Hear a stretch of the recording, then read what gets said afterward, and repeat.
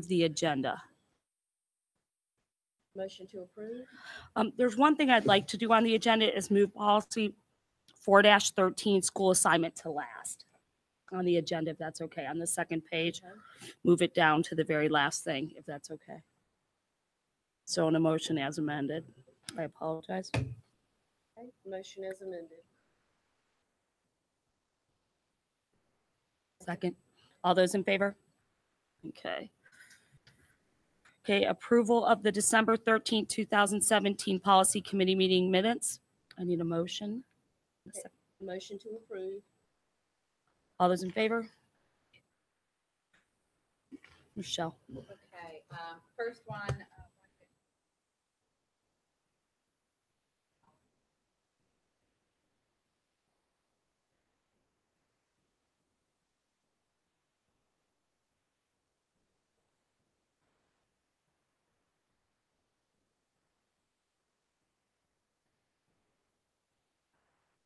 Oh, I'm sorry.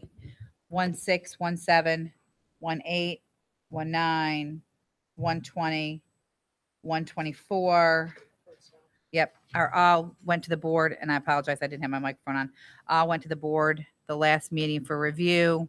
There's been no recommendations for any revisions by any stakeholders or board members, and we would ask that they go to the board for approval on 2/6/18.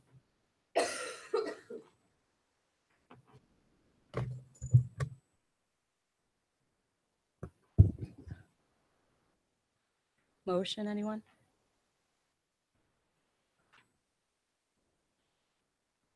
Don't have any questions on that one. I didn't either.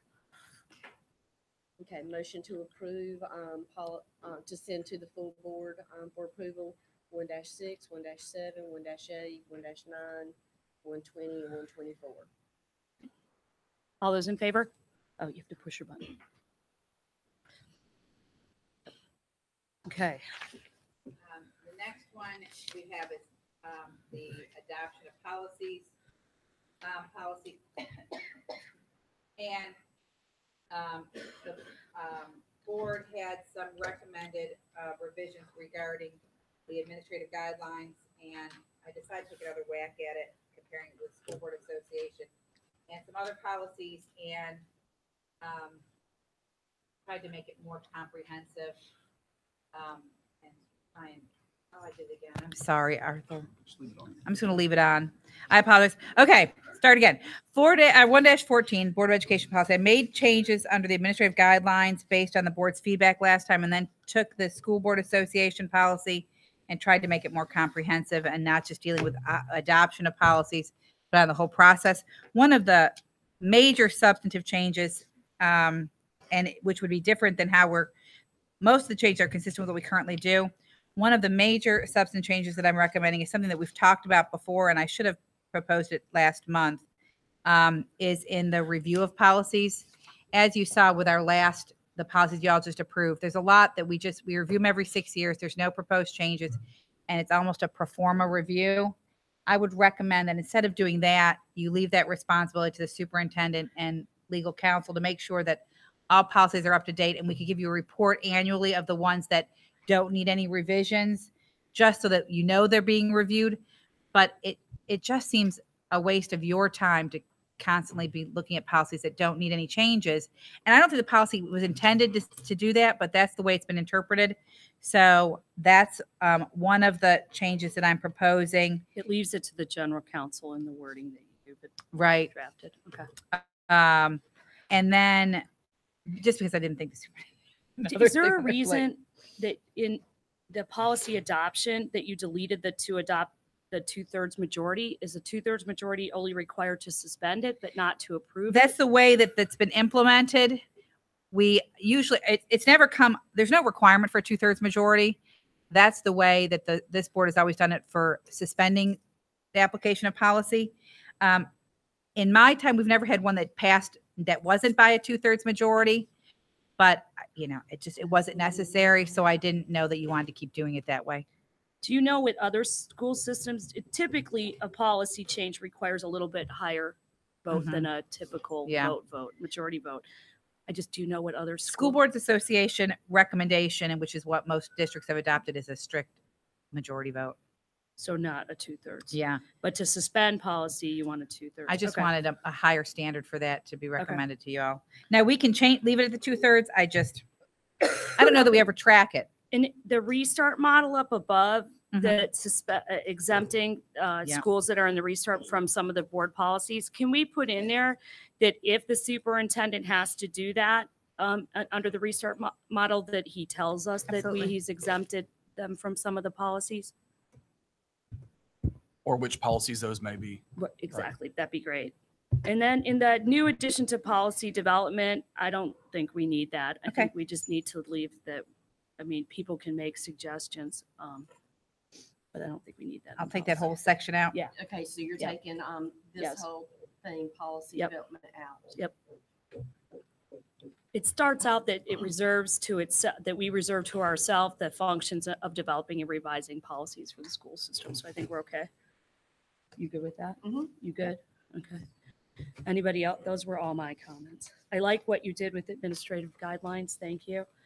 I think this just reads a little bit better to Yeah. understand who's doing what and Mhm. what's reserved to the superintendent and what's. Right.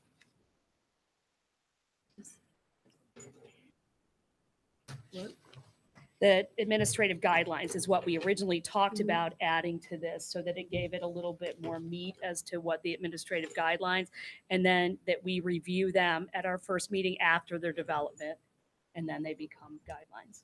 Okay. That's what we talked about last month. So I will add language in the restart that says the superintendent will advise the board of any specific policies that will be exempted pursuant to this provision. And then I'll take out the policy development provision. Are you okay with that going to the board for review at the next meeting? Oh, 2/8, I'm sorry, 2/6, Yep. 2/6. I would just ask that you keep on the restart, that you keep the language that says exempted by law. Yes. Yep. Because clearly we're not going to exempt schools from local policies unless they're exempt from by state law. Yep, I'll just add a sentence at the end of that. Okay, so I need a motion to send this to the board for review as amended. So moved. All those in favor? Okay, so now we go to 1-23. Line staff relations, this, hopefully, once 1-14 is approved and revised, we won't have to do, but this again is one that is up for your regular review. There's no recommended changes by staff. Fairly I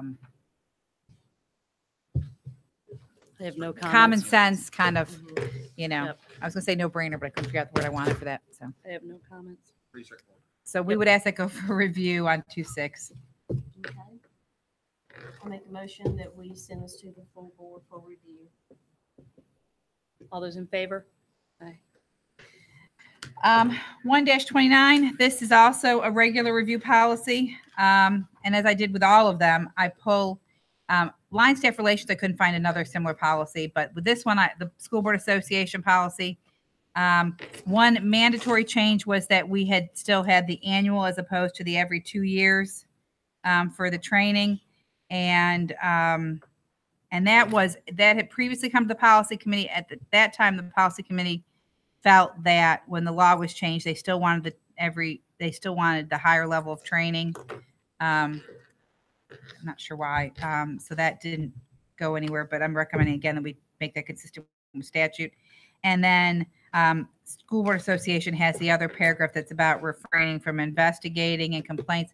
That's in your policy 1-14, I think it is, or 1-4, I think it is, board responsibilities. And so I was making that consistent and putting it all in one place. I don't think we need it in there.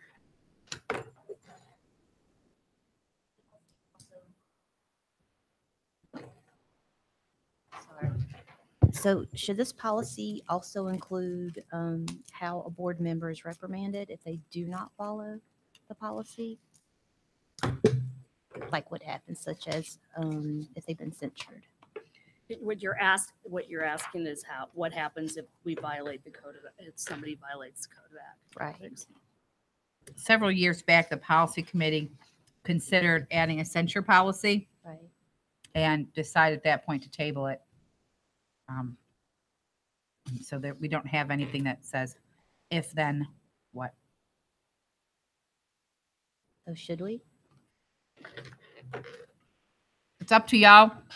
You have the right to censure we should. regardless of whether there's a policy in place. I think the board at that time decided it wasn't something they wanted to dabble with, given the fact they still had the right.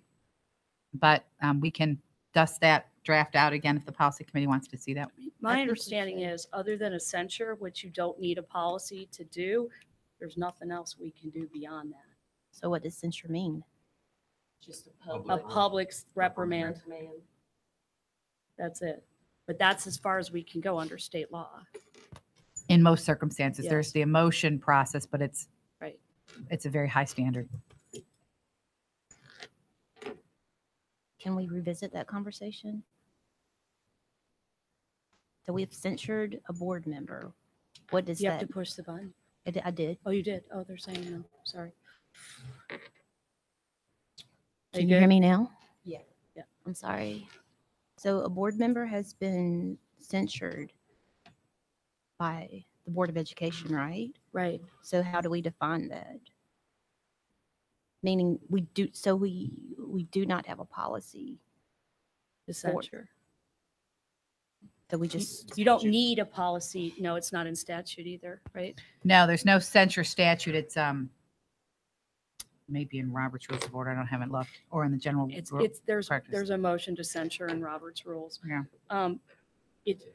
It just comes up that that's something you can do. It's a public reprimand, but it really has no legal effect to anything, because in North Carolina, you can't remove a public official, an elected official. So you could have a censure policy, but all it would say was basically what we did before, what we did in December. It doesn't have any more meat to it than that.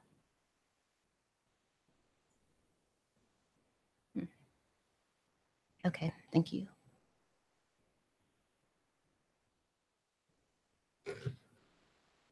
Yeah, the way that it's defined by Robert's Rules of Order is that the conduct or character is discourteous, unharsh, or not allowed in debate.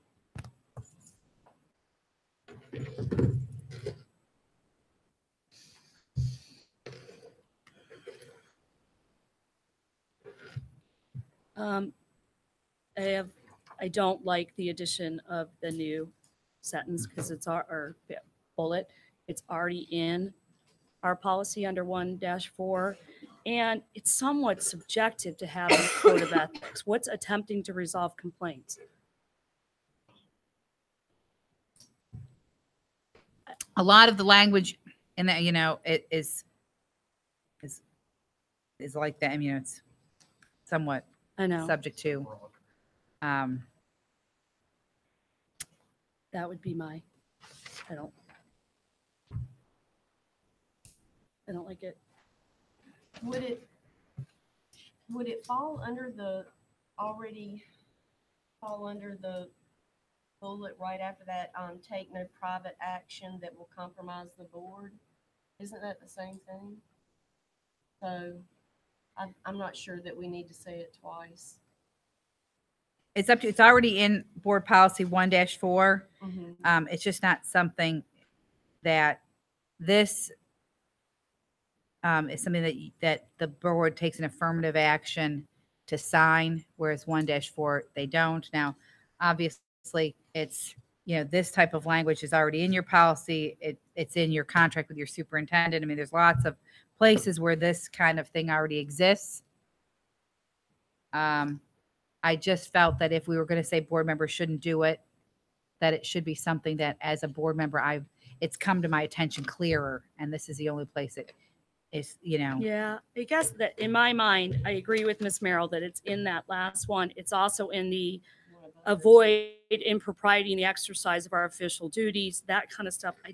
It goes a little more detailed than the rest of the other ones, and I just don't think we need it because it's already in another. And in the third bullet point under additional comments, instead of the word my, I think it should say the board members because everything else refers to board member. Board member as in the possessive. Sorry, where's that? Okay. Okay. Instead of the word my. I'm still not seeing it. I'm sorry, right here. Third No, bullet. sorry. Oh. My, Oh, because everywhere else is board members, Gotcha. board members, just Okay. change it to board members. But I would like to strike the additional bullet. Strike it both places in the signature part and in Yeah. that part. Yep. Then we'd ask for that to go for review on 2-6. Need a motion to approve it as amended. I make a motion to send this to the full board for review as amended.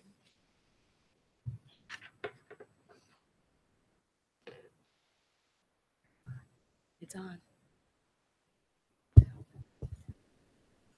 Motion to approve. All those in favor?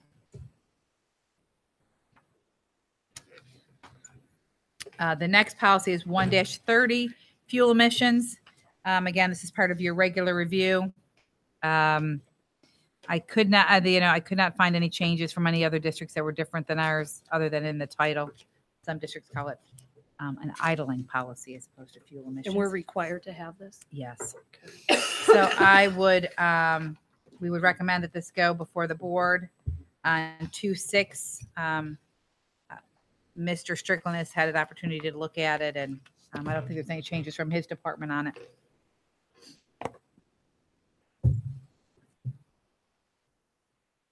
Motion to send this to the board to review. So moved. Second. All those in favor? 3-2, certified employees. This one is going to take a little bit, and I Yes. apologize for the confusion. There is, you have one copy of 3-2B that is all struck through. And then you have one that's all red. So this was the old policy. Yep. When we went to review this policy, this is part of your regular review, but there also have been some changes that needed to occur. And as you can see, the old policy had language at the top that essentially says this policy's under review because it's not current. And we've had that for a very long time. And Dr. Barnes has finally let me play with it. So I'm very excited about that. So as part of the regular review, instead of trying to strike through and change, which was going to be too confusing with the complete overhaul that needed to happen on this policy, our recommendation is just to substitute the new language as opposed to trying to track change everything that would have had to happen in the older policy. So the changes that have happened, the substantive changes since the time of this policy are significant. Career status can no longer be earned by teachers. And so That's not a local decision. no, it's state law. And so those who have career status, they can't have it taken away. But if you don't have it, you don't get it. And so our current policy deals with, it has things like the election to your career status and probationary teachers and how to handle them. And so what we've done is take it's not new law anymore, but put that law in here. And then we're required also to now address the contract length. And the board has the option of 1, 2, and 4-year contracts. Dr. Barnes gathered together a stakeholder group to kind of look at this. And they had some significant research and input and are recommending to you that we look at 1- and 2-year contracts and not go at this point to the length of 4-year contracts, and have criteria for those who would earn a contract longer than a year, such as being proficient on all standards, no disciplinary actions. Their current principal recommends it, those kinds of things. And so those are the two kind of significant revisions from one to another, and then it's more organized and I'm hoping clearer than the previous policy. So in the words career employees, we don't have to define. The words career employees, we don't have to define that in the policy? It's already assumed what it is, or how people know who they, We can define it in here. Those who have it obviously know that they have it, and you can't get it anymore. and I guess maybe that would be good to put that in there. Sure. Career employees are people as of the date of whatever the state Prior legislature. to. Sure. Is the state legislature, is it June 30th? Is that when they're changing it? Well, they've already They've already taken what the statute did is that at the time, and I think it was 2015, June 2015, you could not earn career status Okay. after that point. Okay. So those of are, and the initial intent of the General Assembly was that in this year they would all lose it. Well, that teachers who had career status sued and said that's not fair. I've earned this, and the court agreed with them, and they cannot lose it.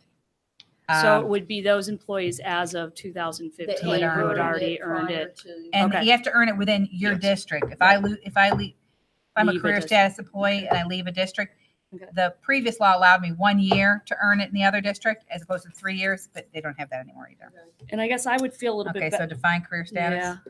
Because I'm sure you guys know it off the top of your head. but Sure. just for- And what So- I can do is at the first place it's referenced, I'll put a footnote. That'd be great. Okay. Did I understand you to say that if a career status teacher leaves a district, Yeah. let's say they earned it in Union County Yeah. before that 2015, Mhm. if they go to another school district, they do lose it Yeah. now? Yep. And so if I came from CMS to Union County, I would not have career status here. I've left it at CMS. So I would make sure that language is in Sure. there. The first place it's located, I'll drop a footnote with the Mhm. statutory definition. That'd be great.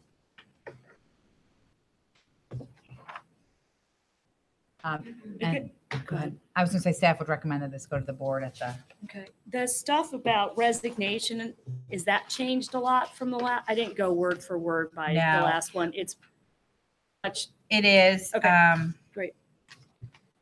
I don't know that we had a.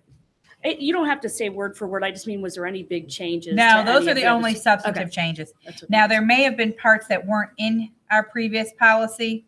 What I did is the School Board Association has some of these things broken up into multiple policies. They have resignation as a separate policy, dismissal as a separate, and I try to put it all in one That was good. place. Thought it was good. So Thought it was it's the good. benefit of a snow day. Ah, there you go. Thought it was good. So, motion to send this to the full board for review as amended. Motion to approve. All those in favor?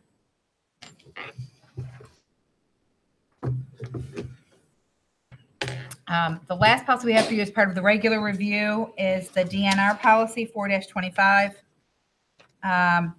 This policy, the staff is not recommending any changes.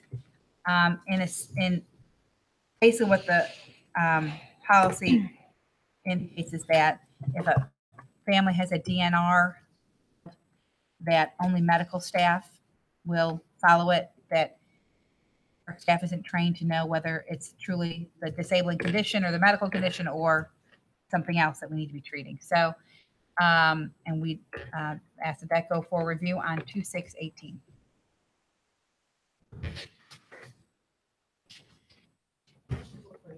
Second. All those in favor? 4-13 is the last policy for y'all today. In your packets were two charts, one of which should have been middle school as a whole, and the other, which is ones you got last meeting as well. And the other is the rising. So at the last meeting, we looked at the middle school, just leaving the middle school kids at the middle school, meaning that at the terminal grade, they would then go to their new cluster. But then we decided to take a look at what it would look like if the current sixth and seventh graders were grandfathered all the way through high school. So we came back to look at that, and one of the charts you have is rising eighth graders. So current seventh graders. I didn't do one for current sixth because they're pretty much, it's a little bit less, but this gives you an idea. So last meetings ago, we approved, or last meeting, we approved rising ninth graders. So right now, we've grandfathered rising 9th, 10th, 11th, and 12th graders. So you saw, and we presented the rising ninth graders and walked through the schools that were going to be a little tight if 75% of the kids took the grandfathering option. So basically, I did the exact same thing, moved out the rising 12th graders, moved in the rising 8th graders. So this is a look at what the high schools would look like in the 1920 school year for the rising 7th graders. So you looked at 18-19, and we approved that for rising 9th. So this is 19-20 for rising 8th. So I'm going to point out some of the same things that we got to. And last night, the Citizens Advisory Committee recommended to the board, and we'll get that presented to us next week, option B-F1. And just so this is, last night I probably should have gone back and taken out the ones that aren't applicable. But in the West, it's B, which is Cuthbertson, Marvin, Weddington, and Parkwood. And then F1, Monroe, Forest Hills, Sun Valley, Porter Ridge, and Piedmont. So if you look at this, it's mostly the same schools that we talked about with respect to the rising ninth graders. That's the same issues. Cuthbertson High School, Monroe High School, Porter Ridge High School, and Sun Valley High School. The numbers, the percentages of utilization got higher because the 7th grade class is pretty much the same size as the 8th grade class. So you're moving out the 12th grade class, which is substantially smaller, and you're moving in a bigger class. So when we talked about the rising ninth, we said those are the 4 schools, those have problems, we're okay for a year. We can make it work for years. So now we're looking 2 years or more than 4 years, 6 years we're looking at now for grandfathering and moving out the realignment even more.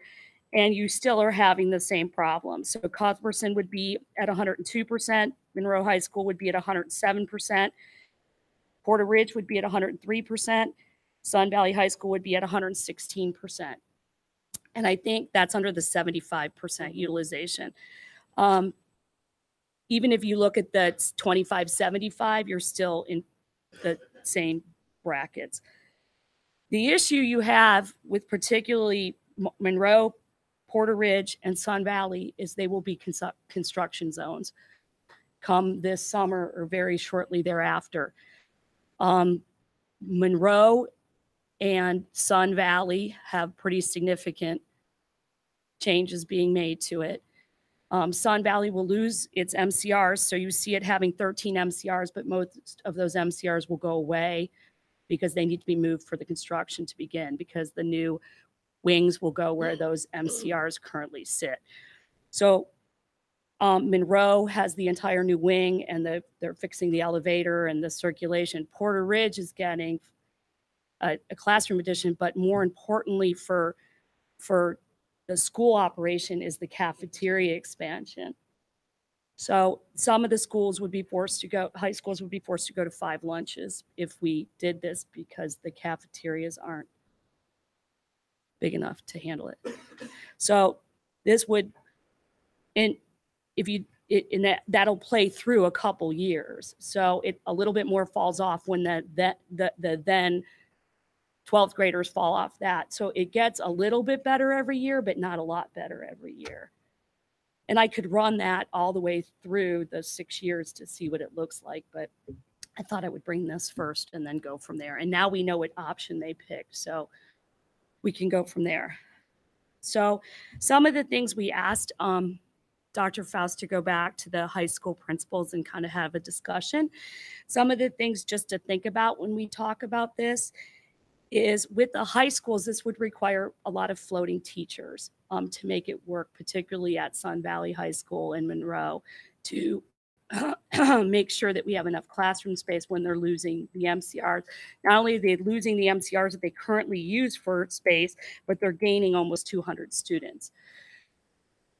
Older schools weren't meant as much for floating. There's not a lot of office space or resource rooms or pull out. The other issue that I hadn't really thought about too was available space for testing, because even if you have teachers who float and share classrooms, they each have tests. So there has to be enough space in the school to test all the students, plus the 504s and IEPs and all that. And these aren't in any particular order. So, and I'm not going through all of them, I'm just going through. Taking into account the construction, class sizes, how big might they be in these schools, and then student parking lots, and whether or not, because the grandfathered students would have to provide transportation, there might be more cars. Some cases that is applicable, in other cases not so much. But those were kind of their. So that's where we are. So we can look at, the way I look at it is a couple ways, and you can interrupt me. We can grandfather the 6th and 7th graders to stay at the middle school where they are right now, but at that terminal 8th grade year, they go to their assigned school. We could just do rising 8th grade. So the current 7th graders, that's what they did in the last realignment or redistricting. They allowed the 8th graders to stay and finish at that middle school, and then move on to their new high school assignments. We could do a sibling policy that would do something different for siblings and allow them to go through high school.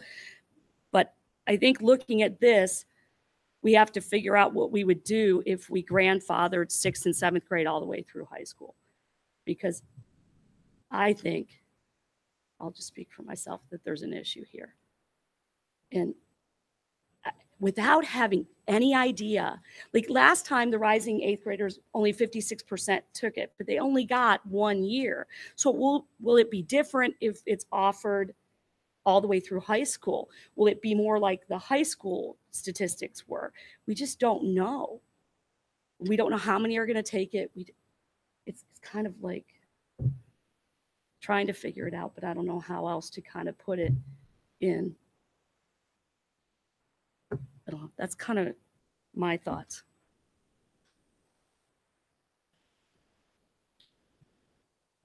So Sun Valley, would that fall in the option B? They're Or- a little bit in each, in B and in B and F1, F1. yeah. They're pretty close to each other, Okay, B and yeah, just F1. one So point. yeah, so Okay. you're not that far apart. And again, they would be about 175 students more than they currently have, and they're at 105% now. And their cafeteria is smaller. Porter Ridge has 1,741 students. This is at month 2 of school at 96%, and they would go up by about 125 kids if in this math, I'm saying. Monroe would go up about 125 kids, and Cuthbertson High School, if this math plays out, would go up about 200 kids. And they would be at 102% as well.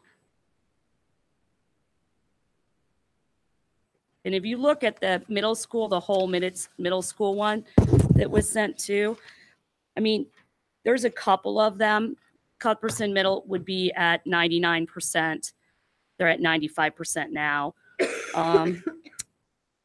Piedmont Middle School would be at 104%, but it's pretty close to the same number. It's 10 students more than what they currently have, so I don't see that as a big deal.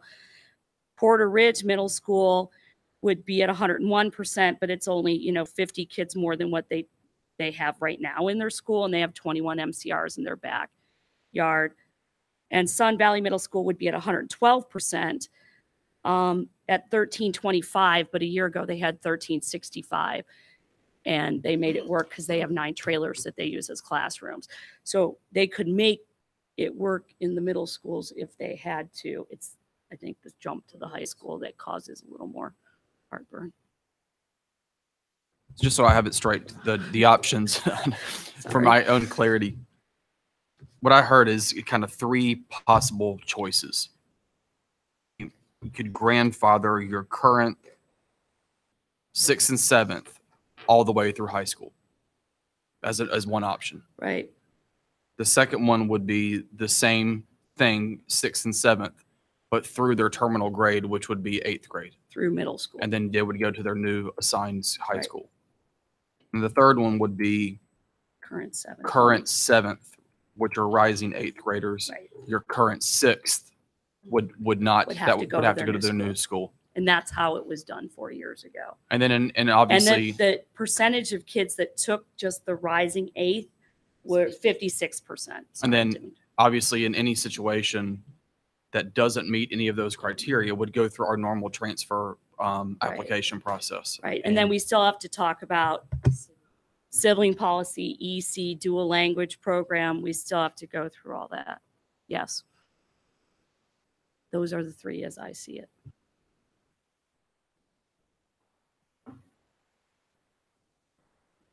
And the sibling, I guess the fourth would be a sibling policy that took into account the middle schoolers differently than the things I mean, you could have, and I don't mean to throw all this in, you and I have talked about this before, you could have a sibling policy that would allow the middle school students of a high school grandfathered brother or sister to go through that cluster. So it would only apply to a sibling and not apply to, and that would be less. But I have no way of even figuring that out because I have no idea. Siblings are, I have no idea. Like we talked about it for dual language. We just have no idea. But it would be less than all of them. You know what I mean? If all doesn't We work, know that. less than all would maybe work. You know, just speaking, you know, for, you know, 4 years ago, you know, I personally wound up with 2 high school students in 2 different clusters in 2 different rival high schools. And there weren't many like me. So, you know, I knew a handful of people that fell into where the sibling did not get to go with their older brother or sister. And there weren't that many like my family out there. So I think the number would be significantly less than this. Relatively spreadsheet. small. Right. And again, it's all providing your own transportation. So even if we did the sibling policy and let the middle schoolers go through the same cluster that their sibling went through, there may be an elementary school kid who's in the same family who won't get that same option unless they apply through the transfer policy. And there's currently nothing in there now that would allow that to go through administratively. But I'm sorry, were you saying that the sibling policy would only apply to middle, current middle school Yes. students? yes. We haven't talked about elementary at all yet. I assumed a sibling policy would apply to all siblings, not just one category Well, of the siblings. The issue once we get to elementary school is I don't believe, looking at the numbers, that we will be able to grandfather elementary school kids, period. Because of House Bill 13 and what it's bringing next year, there are still some schools that are going to be at or near 100% of utilization based on the House Bill 13 capacity numbers. So if you're not able to grandfather the elementary school and that child's in 3rd grade, they have a 3rd grader, a 7th grader, an 11th or 10th grader, you're talking about a sibling policy that would let them stay at that school. I don't know how we can, yeah. That's a tough one because we don't know what House Bill 13 is going to look like. And when the capacities was done for House Bill 13, let's say there's 24 classrooms in a school, you just divided by 6 grades and said 4 per grade. But we all know that that's not how a school works. So I don't know. I don't know what the sibling looks like. I say if we do develop a sibling policy, it should be for all siblings, not just middle school siblings. So elementary all the way through. K-12. Mhm. The only thing that you could do then to address the capacity issue is put that the siblings have the right, dependent on that so long as the school to which they're seeking to go is not over a certain percent capacity. Okay. And then you could address that HB 13. And what it's gonna do is preclude the transfers essentially, probably. I hadn't thought through the whole elementary thing because we're not at elementary yet, but I mean, first blush through elementary, there's schools with issues.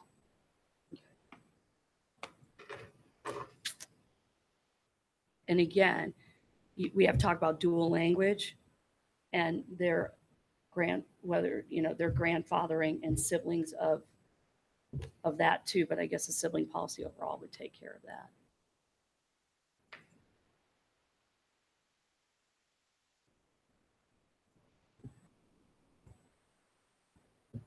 So it's starting to go back to the middle school conversation. Correct. Okay, so if I'm looking at this correctly, and I think, I believe my thoughts last time were that it would be hard to believe that 75% are going to take the grandfather. That's on the high side. So the 50% and then the 25-75 was probably more realistic. And and if that's true, then Monroe before the bond could be a small problem, and then Sun Valley High School is definitely a problem. Yes. But everywhere else is comfortable.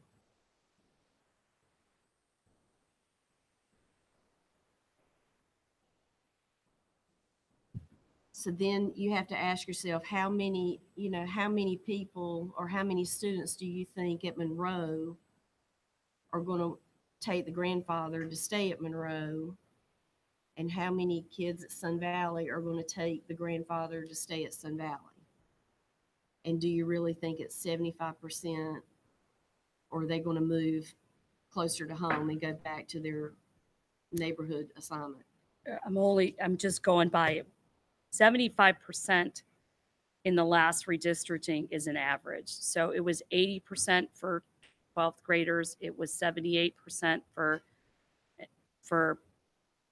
11th graders, and it was 73% for 10th graders. So I would assume the same number maybe for not rising ninth, and that's the only And see, assumption. for me, I'm assuming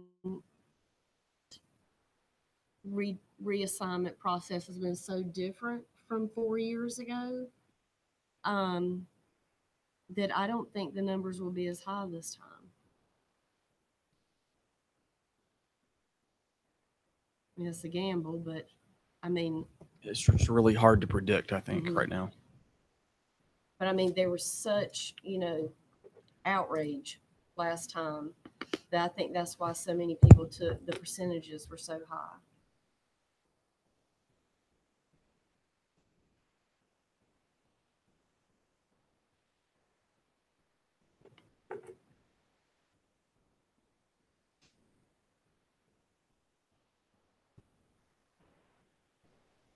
Okay, so we're here today to talk about 6th and 7th grade though. Yes, we're here to talk about middle schoolers. We only have 6 and 7 left.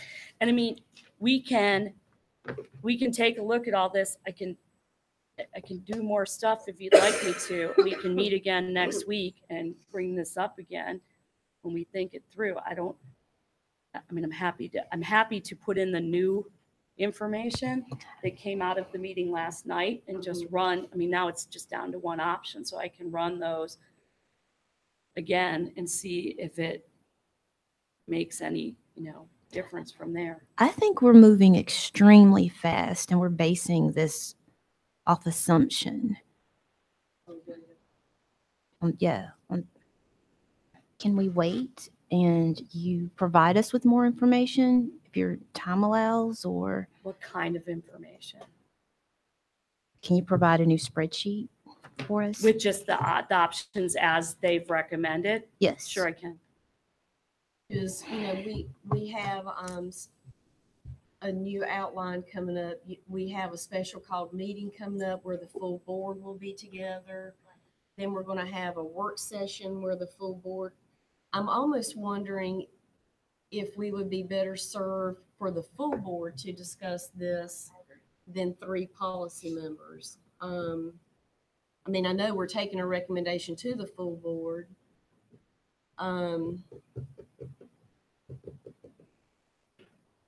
But, maybe we're getting to a point where, we need all 9 members to look at this together. I guess that, yeah, I thought we were trying to get this. Yeah, whittle down. I mean, obviously, we're struggling though. So, but then if we do decide to do a sibling policy, then that comes back to us. We're gonna have to work on a sibling policy. I think that if we go down the road of presenting this to the board at a meeting in February, which is fine with me, I would in tandem ask Michelle to start with a sibling policy. So where we've outlined 4 options here, we can ask her to go ahead and start a policy where siblings in EC dual language, if this goes forward with the 6th and 7th graders, the element, we can have her draft those kind of things so that we can talk about it in tandem so that it would be ready to go.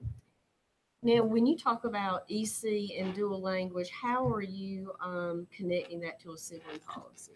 Because if you have a kid in an elementary school that's in the dual language program and you have another child who's not in the dual language program, But in the same school. but in the same school, are you going to, and they're getting moved to a different elementary school, the dual language child would be allowed to stay at their dual language school, but then the sibling would have to go to its, I'm throwing this out there. This is not a decision. I'm talking about the things example. that have been, as an example of things that have been discussed. Would you allow the sibling of that dual language student to remain at the same elementary school? And then that would then apply to middle school and high school if we continue to have dual language go to the middle and highs. Well, this is broader too than just the grandfathering. If I have a sibling who's in a self-contained class at Marvin Ridge Middle or Marvin Elementary, do I not get to go to Marvin as well? So that you've got the 2 siblings, since we've In the assigned them same to that place. separate Yep. setting. And, just speaking from personal experience, I think the goal of a sibling policy is to keep the siblings in the same cluster together. Right, but other Yes. than grandfathering and those 2 things, I don't think we've come up with other areas where they would be split between Mhm. schools, right? So grandfathering would split them, the dual language program would split them, and the EC type of program would split them. Is there anything else that I'm, Isn't there already a sibling policy for EC students to keep siblings together? I thought that was It's, already in place. I believe it's how we implement Okay. the It's not policy. in here, It's though. not written in there. Okay. we've looked at this draft of 4-13 a few times, so that's probably Yeah. what you're thinking of. Yeah, she drafted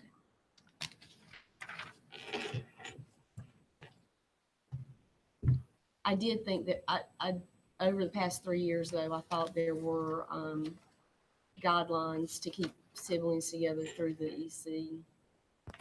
The board has allowed the administration to approve Okay. those transfers. It's not. But it's that's not in It's not a policy. policy. Correct.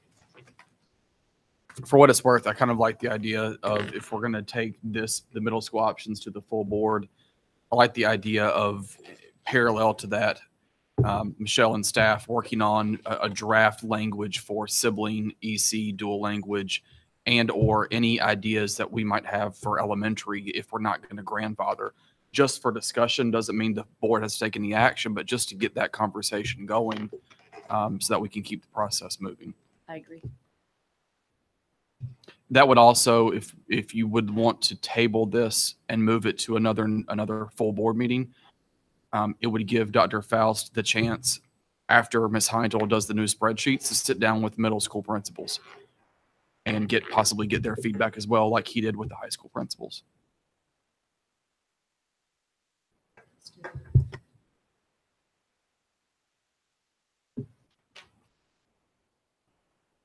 I really think that we should start doing this sooner rather than later, though.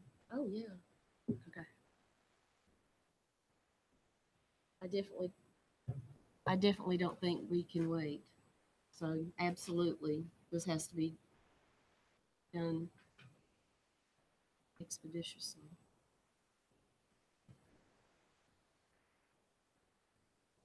So Michelle, you're going to start drafting or working on the sibling policy around those other issues. Correct. I'll have a draft of that for you if you want to for the meeting next week. And I'll get it to Miss Heintel first.